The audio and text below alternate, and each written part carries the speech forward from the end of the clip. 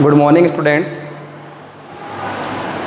कल हमने मानव भूगोल की प्रकृति के विषय में अध्ययन किया, जिसमें हमने मानव एवं उसकी क्रियाकलापों को केंद्र बिंदु में मानकर अध्ययन किया। मानव भूगोल की प्रकृति मानव और उसके द्वारा किए जाने वाली क्रियाओं को केंद्र बिंदु में मानकर अध्ययन किया जाता है। आज हम मानव भूगोल के अध्ययन क्षेत्र के विषय में बात करेंगे। मानव भूगोल के अध्ययन क्षेत्र की बात करें, विषय क्षेत्र की बात करें तो बड़ा ही व्यापक मानव भूगोल का अध्ययन क्षेत्र विषय क्षेत्र है।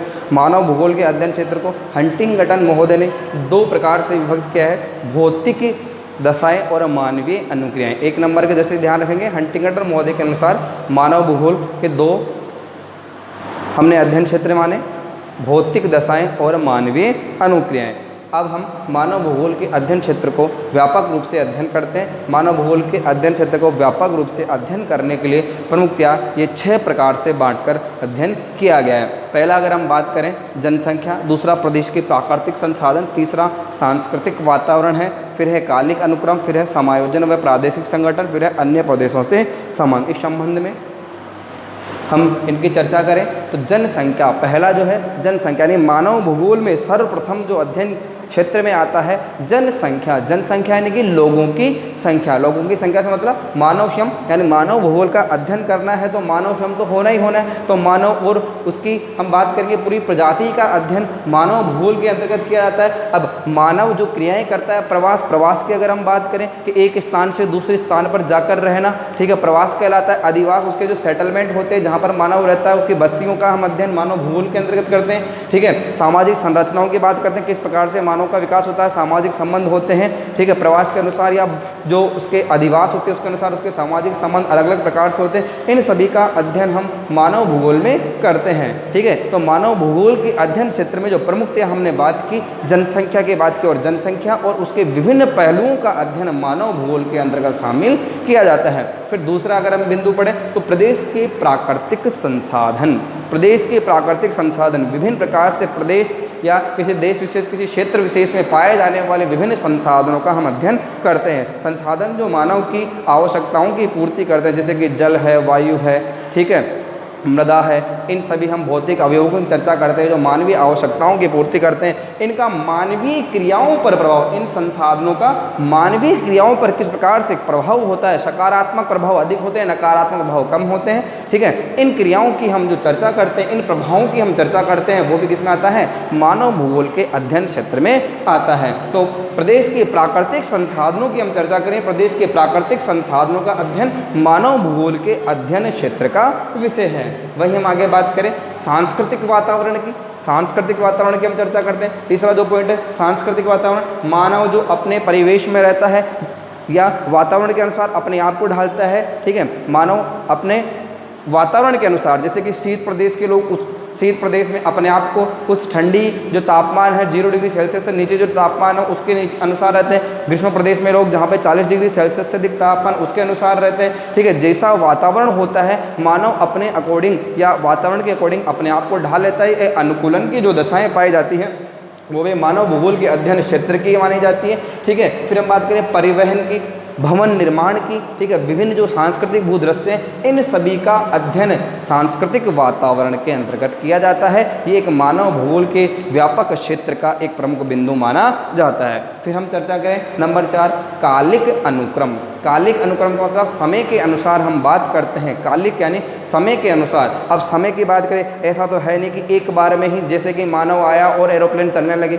ऐसा तो कभी हुआ नहीं, ठीक है। क्या मानव आने के बाद धीरे धीरे क्या होता है, विकास होता है, पहिए का आविष्कार होता है, ठीक है। फिर अलग अलग प्रकार से भाप के इंजन का आविष्कार होता है, अंतर्दहित इंजन चलने लगते हैं, और फिर विभिन्न प्रकार से नवीन जो कार्य होते हैं समय के अनुसार, नवीन खोजों के अनुसार, नवीनतम कार्यों के अनुसार क्या होता जाता है, विभिन्न परिवर्तन होते जाते हैं। तो समय भी एक महत्वपूर्ण आयाम होता है मानव भूगोल के अध्ययन क्षेत्र के लिए, ठीक है। अस्थिर भौगोलिक संबंध है। मानव का भूगोल यानी कि प्रकृति के साथ जो संबंध है वह अस्थिर है। मानव प्रकृति का जो प्रारंभ से उपयोग कर रहा था उसके उपयोग करने के तरीके में समय के साथ बदलाव आता जा रहा है, यानी समय के अनुसार मानव और प्रकृति के मध्य संबंधों में बदलाव आ रहा है, ठीक है। यानी मानव और प्रकृति के जो संबंध है वो कैसे रहे हैं, भौगोलिक जो संबंध है कैसे रहे, अस्थिर रहे, कभी भी स्थिर नहीं रहे। मानव प्रकृति का जो उपयोग करने का तरीका है उसे बार बार बदलता रहा है, ठीक है।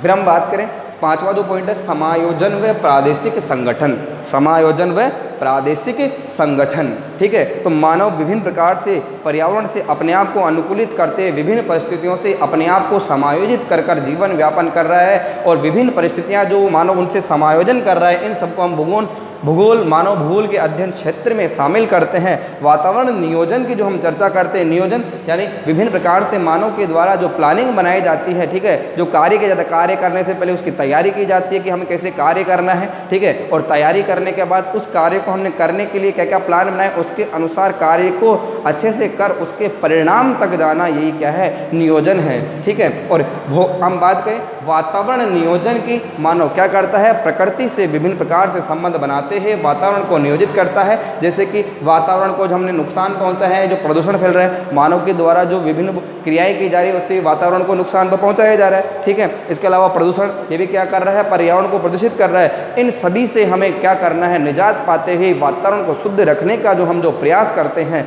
वो इसी के अंतर्गत आता है। इसमें समायोजन व प्रादेशिक संगठन, विभिन्न प्रदेशों की हम बात करें, अलग अलग प्रकार से वहाँ पे अलग अलग प्रकार की संभावनाएं पाई जाती है। कहाँ पे जल प्रदूषण है, वायु प्रदूषण है, अलग अलग प्रकार से जहाँ पर क्या हो रहा है, ग्रीन हाउस प्रभाव आज जो हमारे को देखने को मिल रहा है, ओजोन परसरण, ऐसी विभिन्न समस्याएं देखने को मिल रही है, जिससे कि वातावरण क्या हो रहा है, अनियोजित हो रहा है। तो हमें वातावरण को क्या करना है, नियोजित करना है। जो वातावरण अवनयन हो रहा है उसे हमें दूर करना है। विभिन्न परिस्थितियों जो ये सारे कार्य हो रहे हैं नियोजन से संबंधित, अवनयन, प्रदूषण, इन सभी का अध्ययन किसमें किया जा रहा है, मानव भूगोल के विषय क्षेत्र में, यानी कि मानव भूगोल के अध्ययन क्षेत्र में इन सभी का हम अध्ययन करते हैं। फिर अंत में आता है अन्य प्रदेशों से संबंध। अब मानव भूगोल में क्या कहता है, अन्य विभिन्न विषयों को भी शामिल किया जाता है, अन्य विभिन्न विषयों को जोड़कर भी अध्ययन किया जाता है। मानव भूगोल में सामाजिक, आर्थिक, राजनीतिक संबंधों की भी चर्चा की जाती है। मानव के द्वारा जो विभिन्न प्रकार से आर्थिक क्रियाएं की जाती है, राजनीतिक हम बात करते हैं संबंधों की, सामाजिक संबंधों की बात करते हैं, इन सभी का अध्ययन किसमें किया जाता है, मानव भूगोल के अंतर्गत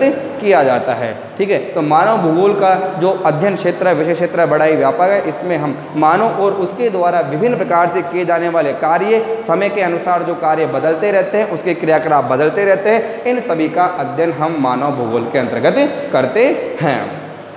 ठीक है, अगला जो हमारा टॉपिक है, मानव भूगोल का विकास। मानव भूगोल का विकास, मानव भूगोल के विकास की हम चर्चा करेंगे। मानव भूगोल के विकास, देखो सबसे पहले तो विकास शब्द क्या होता है, डेवलपमेंट शब्द क्या होता है, विकास, डेवलपमेंट। देखो विकास को इंग्लिश में डेवलपमेंट कहते हैं। डेवलपमेंट की हम चर्चा करें, एक शब्द होता है वृद्धि, ग्रोथ, एक होता है विकास। तो ग्रोथ में तो क्या होता है ना, ग्रोथ में ठीक है, किस प्रकार से बालक छोटा है, छोटे से वो क्या होता जाता है ना, बड़ा होता जाता है, वो तो हो गया ओनली ग्रोथ यानी कि वृद्धि। लेकिन जैसे जैसे बालक बड़ा हो रहा है उसमें क्या हो रहा है, विभिन्न प्रकार के गुण आ रहे हैं। जैसे जैसे क्या हो रहा है ना, बालक बड़ा हो रहा है उसमें विभिन्न गुण आ रहे हैं, अपनी क्वालिटी उसमें डेवलप हो रही है। जैसे ठीक है, वो किसके अंदर आएगा, विकास के अंदर उसमें शामिल करेंगे। केवल उसकी जो मात्रात्मक वृद्धि हो रही है, मात्रात्मक जो वृद्धि हो रही है उसे हम विकास में नहीं, वृद्धि ही कहेंगे। लेकिन वृद्धि के साथ साथ उसमें जो गुणात्मक पहलू है उसमें भी सुधार हो रहा है, तो हम कहेंगे कि अब क्या हो रहा है ना, विकास हो रहा है। इसी प्रकार हम मानव भूगोल के विकास की चर्चा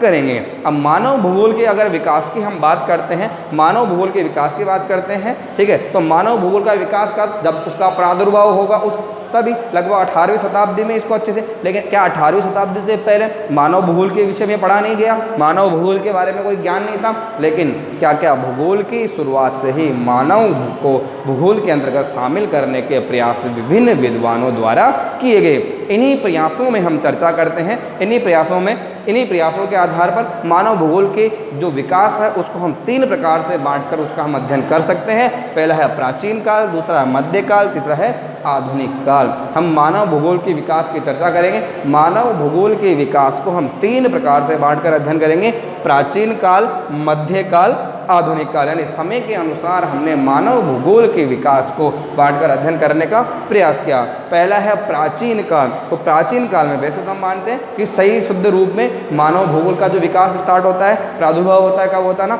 18वीं शताब्दी में होता है। जो रेडजेल मानव भूगोल के जनक है वो समय है आधुनिक काल का। लेकिन इससे पहले भी मानव भूगोल के विषय में विभिन्न विद्वानों के द्वारा प्रयास किए गए। जैसे कि हम बात करते हैं इस समय हेरोडोटस है, प्राचीन काल की बात करें, हेरोडोटस है, हिकेटियस है, स्ट्रेबो है, विभिन्न रोमन विद्वानों की हम चर्चा करते हैं, विभिन्न यूनानियों की हम चर्चा करते हैं, ठीक है। वो सभी विद्वान क्या कर रहे हैं, इसी समय मानव भूगोल को भूगोल में लाने का प्रयत्न कर रहे हैं, ठीक है। प्रारंभ में प्राचीन समय की हम बात करें, भारत, चीन, मिस्र, यूनान, रोम, इन सब का क्या रहा है, प्रभाव हो रहा है। और मानव भूगोल के अध्ययन क्षेत्र के विषय में, मानव भूगोल के विषय में भी इन्होंने क्या किए ना, प्रयास किए हैं। तो हमने प्राचीन काल की इस प्रकार से बात की। प्राचीन काल में भारत, चीन, मिस्र, यूनान, रोम जैसे देशों का प्रभाव हो रहा है और यहाँ के विद्वानों ने भूगोल में मानव का अध्ययन करने का प्रयास किया है, लेकिन स्पष्ट प्रयास नहीं होने की वजह से हम यहाँ से मानव भूगोल की पूरी तरह से हम बात करें कि डेवलपमेंट को स्वीकार नहीं करते हैं, लेकिन यहाँ से स्टार्टिंग हम करते हैं। देखो डेवलपमेंट यानी ऐसा तो है नहीं कि बच्चा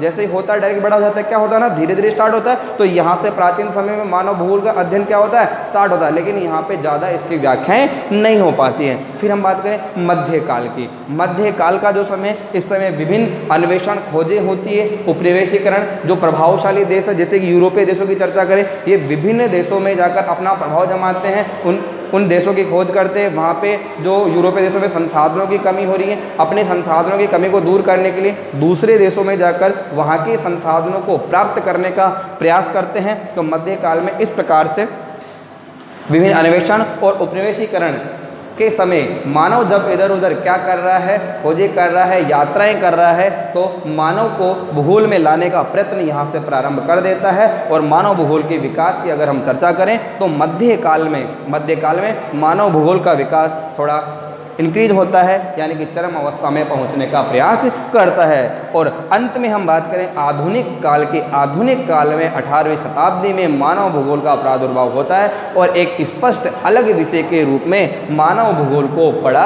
जाने लगता है। आधुनिक काल में सर्वप्रथम हम जो बात करते हैं रेडजेल महोदय की हम बात करेंगे। रेडजेल महोदय मानव भूगोल को अपना स्थान या प्रमुख स्थान दिलाने में महत्वपूर्ण है, इसलिए इन्हें मानव भूगोल का जनक कहते हैं। उसके अलावा विभिन्न जर्मन विद्वान, फ्रांसीस विद्वान, अमेरिकन विद्वान, ठीक है, जो यूरोपियन विद्वान हैं उनकी भी हम चर्चा करते हैं। वो जो मानव भूगोल है, मानव भूगोल के व्याख्या करते हैं और मानव भूगोल को एक स्पष्ट अलग पहचान दिलाने का प्रयास करते हैं। इसी विषय में मानव भूगोल के विकास के विषय में हम कल अगले जो हमारा लेक्चर है उसमें भी अध्ययन करेंगे।